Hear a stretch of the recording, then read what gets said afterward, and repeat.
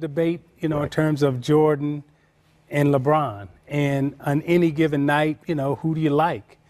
For me, I look at, the total body of work, what LeBron James is as a basketball player. And if I had to pick one over the other, right now I'm picking LeBron James over a Michael Jordan. Woo! Them's just fighting words in some neighborhoods. So we heard Isaiah Thomas choose LeBron over Michael Jordan. Scottie, been saving this topic for you. I'm so glad I'm here. I've been very excited about this. Do you agree with Zeke? I don't agree with nothing Zeke ever said. I don't even agree with nothing he ever did. Whoa. Oh, get him. You know what? I find that comment there just hating. You know, I've never seen this guy embrace or thank Michael Jordan for what he's done for the game, done for our league, done for all the kids out here in terms of basketball. Michael Jordan is the greatest player to ever put on shoes and play in our game. No doubt about it. I'm always asked about questions to compare him to LeBron. I try to make the best of it. You try to make the best of it? I've tried to make the best of it, but really the comparison shouldn't ever be made. They both play two different positions. The way LeBron James play, Michael Jordan was never asked to play that way because I took that away from him. I was the point forward. I was the facilitator. Michael Jordan is a scorer. He was a defender.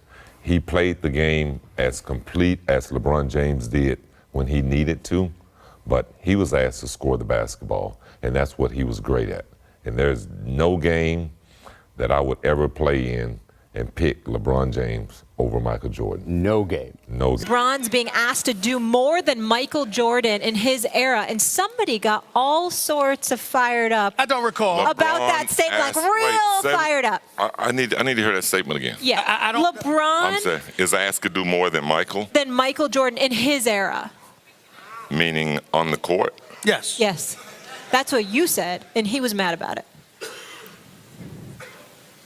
I think I said that meaning in terms of what, this season, the team that he's playing on? I don't know. If You said said he's it. I asked want do you to more, explain it. Maybe Stephen A. Smith caught the tail or something, but I don't know what you're referring And to. neither But did I. I think what I was referring to is that what LeBron is being asked to do as a player, he's asked to do a lot more. He has to score.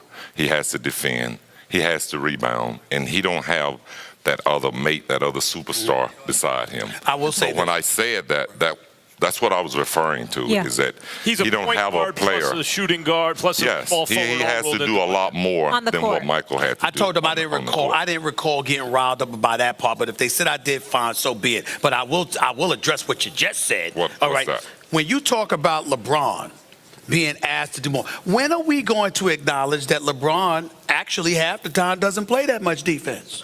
Well, I don't acknowledge that. Let me say this right.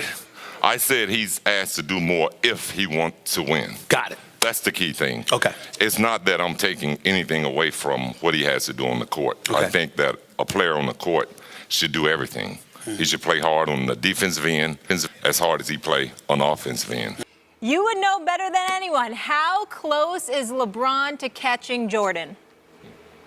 The numbers don't lie. He's right there. He probably will never catch him in terms of MVP. Okay.